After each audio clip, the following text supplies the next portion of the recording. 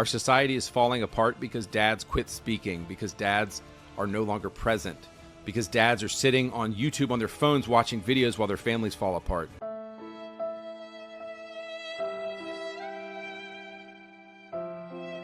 Oh boy. Here come the AndyPants Alpha Chats. So AndyPants Gaming created his channel on May 2nd of 2022, and although he's been around for a lot longer, his channel's content has centered itself around the decline in masculine video games or how more recent games are going soft.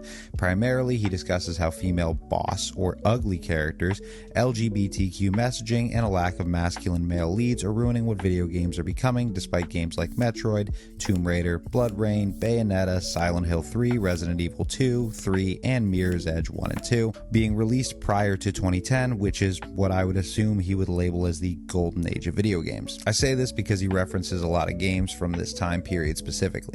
Now, I'm not here to debate woke gaming or claim that you should care or that it doesn't exist, because it does exist and I don't really care. Not because I'm woke or a soy boy cuck. Those are for completely unrelated reasons. Nah, it's just because I stopped playing them. A lot of them really just didn't look very fun or interesting, and it took me all of a few seconds to come to such a conclusion. But Andy's made nearly 100 videos, almost all of them are surrounding wokeness in video games, and never once drew that conclusion. Just shut the fuck up and play something else.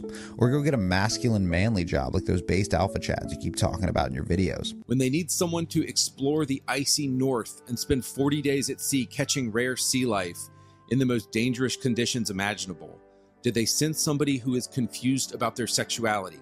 No, they send a man. But why should you have to try, right, Andy? You're a fucking 41-year-old testosterone-fueled Sigma that sits at home all day playing video games while your wife does all the heavy lifting in the relationship. I'm on video games now because I'm 41, I'm married, and I have a kid, and I'm stuck at the house. Can't really do anything else. You make YouTube videos bitching about how you can't even touch a game if it has an ugly female bossy character. That's who I want to take advice from. The manly man that's too disgusted to play a video game because the female characters intimidated and offended him. Are they serious? At this point, I went to my game options and deleted the game from my hard drive. I will not be touching another Call of Duty campaign except to roast it. So based. Alright, so that was enough of a rant. If you aren't familiar with Andy, hopefully you've got a bit of a bigger picture. Let me give you the full panoramic view though. So Andy's a devout Christian that denounces the LGBTQ and other progressive movements. The Bible says you were made to rule. You were made to f shit up. Wait, where does it say that? Oh, I found it. It's the Book of John. Now, he's had some very Sigma things to say about the trans and gay communities in the name of Christ. The LGBTQ crowd are satanic devil worshippers, so of course they have witches in their game. So first off, Christians don't condemn anybody. We don't have the power to condemn anybody. Even Jesus himself, he reserves all condemnation for the Father. So we don't condemn anybody. God does. To give a rough definition of what these people believe in, or at least what Andy commits himself to, is a lack of masculine, white, heterosexual males as leads in video games. Listen, if you're not a stacked, beefy dude showing off those thick glutes and man milkers to Andy in third person like it's his own private showing, he don't fucking want you. And you better be straight, because he certainly fucking is. Every road in every country was built by men. Every bridge and skyscraper was built by men. Every car, every vehicle, every machine was designed by a man. This is your world. Holy shit, get off men's dick, you f***ing gay god. Oh, men built this and built that, and women could never. Ugh. So one example of a hyper-masculine game that he clings to, like stains on his prom dress, is Gears of War. He fucking loves this game. The way he describes it, it's like he's undressing them with his words. Then you look at the characters, and you've got these hard-ass, grizzled military guys. Rough men talking roughly to one another. Making jokes, making fun of each other, but we're still here with a job to do. Gears is about male bonding and brotherhood. It's about men fighting hard-ass fights in a war against the evil locust taking over the world. It's a game of manliness. No offense to games that focus on female characters, but Gears is a game about men. Him actually talking about this reminds me of that one episode from It's Always Sunny. And beholdeth the image of God. And the reason I bring this up is some weird inconsistencies in his story. And I'm not going to take full credit for picking up on this, as another YouTuber by the name of TheBritishRunner pointed this out in his video, and I'm just adding on to it. So throughout his video, he features gameplay of Gears, making comparisons and showing you the differences in gameplay mechanics from the first 3 versus 4 and 5. But now in some of these clips, you'll notice a little watermark at the bottom right-hand corner, showing that these aren't all his footage. And even at one point, you can see him fast forward and check specific timestamps timestamps on the video that it almost seems as though he's trying to crop out. He also mentions near the very beginning and the end that he's only recently began playing through the full series. So I should probably explain that I have zero nostalgia for the Gears games, and I never even played one all the way through until 2023, and I have only recently started playing this series. Now, I could understand if he played the games when they first released, he wouldn't have a video on them, and unless he wants to fork out the cost of the games to replay them to create the proper footage, why not just use royalty-free footage, right? But if he's just now playing them, why wouldn't he just use his own gameplay footage? It makes you wonder if he ever really played the game to begin with. He also makes this odd reference to this scene hitting just as hard 15 years later. Even now, 15 years later, this scene hits hard. But how could you possibly know if you didn't see that scene 15 years ago? And if you did, and it hit that hard, why were you not invested enough to see the game through to the end? I don't know. It isn't a definite gotcha moment by far, but it's certainly f***ing weird, and it casts some doubt on the rest of his videos. Another game he gives positive praise to is Mafia 3. For those of you who have never played it, Mafia 3 takes a step away from its predecessors, as the first two would see you as a member of the Italian mob, playing into the tropes of a character right out of The Godfather. Mafia 3, on the other hand, sees you as Lincoln Clay, a Vietnam veteran coming back from the war to be with his family. He's pretty quickly betrayed and left for dead by a longtime friend and son of a known mob boss, Sal Marcano. Lincoln has to pick himself up from nothing, recruiting a team to take back his home and his revenge on Sal and his crime family. I mean, that seems pretty cut and dry, right? Well, I did fail to mention that Lincoln is a hulking black dude, and in 1968, that might make the story feel a bit controversial. You can only imagine the stereotypes that exist in a game like this. It might even play into the evil, racist white guy tropes. Well, kinda. I think the game does a fantastic job of showing the diversity between people isn't that black and white, no pun intended. But despite being nothing like the first two, I really enjoyed this game, and I was curious what old Andy had to say about it. The only thing he's ever really critical about is how the tone of the game never really changes and that the combat feels repetitive, and believe it or not, I can completely agree. If anything, I was surprised by my lack of surprise. In fact, I found it interesting that considering his tirade about strong females in power or LGBTQ messaging not welcomed in his video games, he never once brought up Cassandra, the black female leader of the Haitian gang. She's a strong female in power.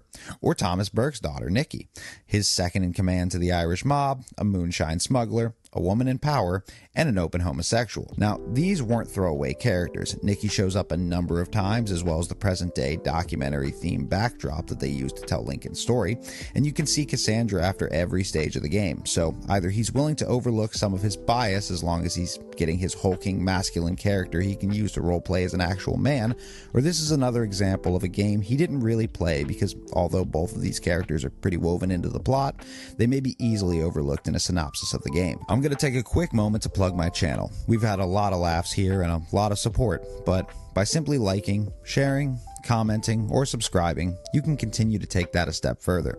If you want to go all out though, I have a Patreon starting as low as $1, and if you're 18 or over, you can join my Discord to hang out and ask questions or share ideas. Links will be in the description, so don't forget to check it out. Okay, so these are just two isolated incidents and not enough to convict him on, so I did some more digging, and by digging I mean I watched other people's videos.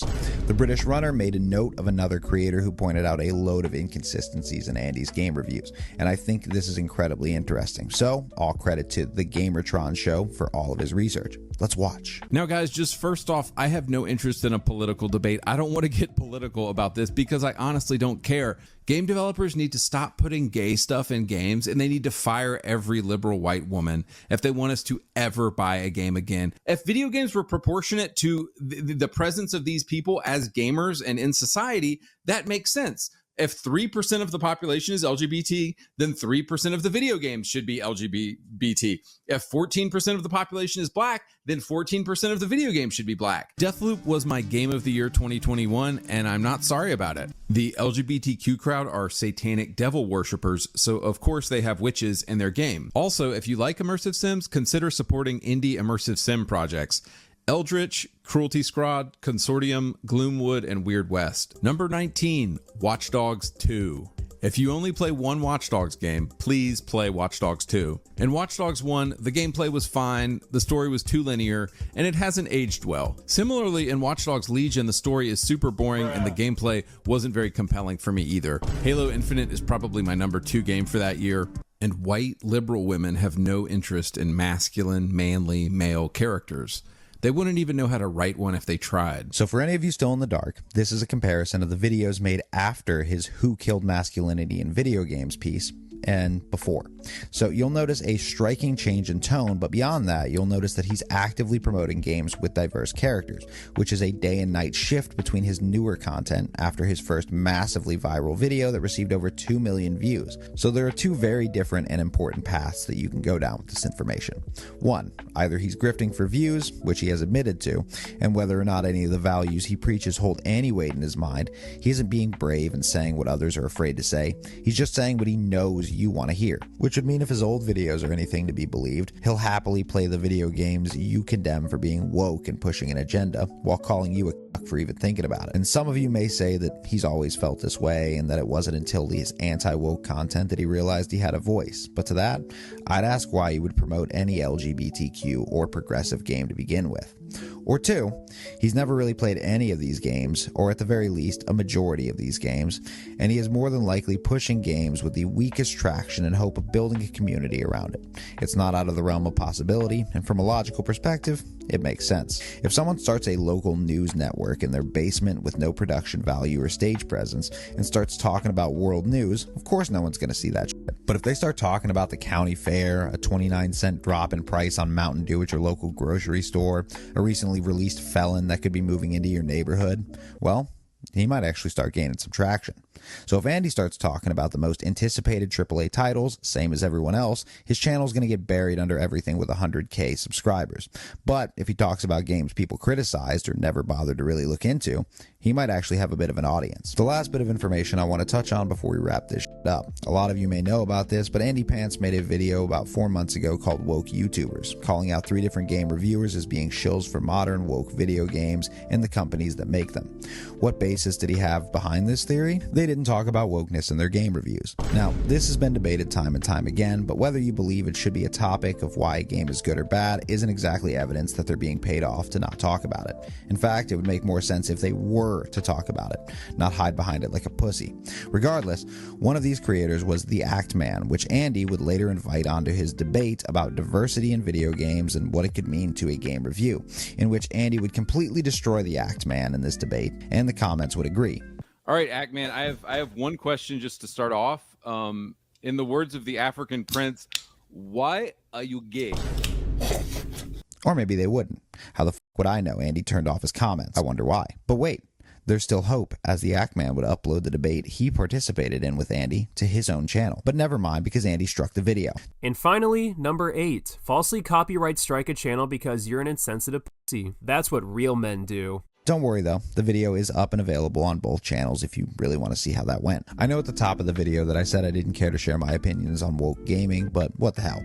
I spent a lot of time recently discussing diversity in games with a friend and anti-woke YouTuber, JackLanturnDan. So if this anti-woke train does interest you, I'd recommend giving his channel a try. But he's actually opened my eyes to a fair bit of media that pushed an agenda, and I'm not entirely oblivious anymore. At the same time, we can both agree that it doesn't exist in every video game, and I would still argue that it doesn't define what makes a game fun.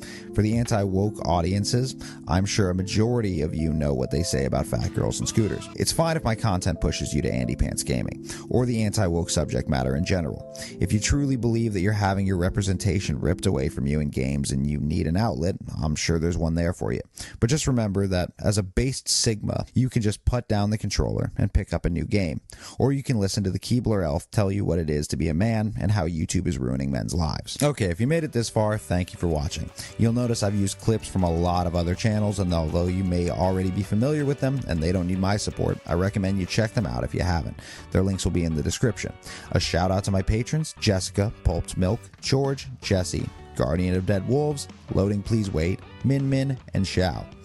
Thanks to my channel artist and editor, Patreon if you want to support, 18 plus Discord if you want to hang out, like, share, subscribe. But until next time, be well.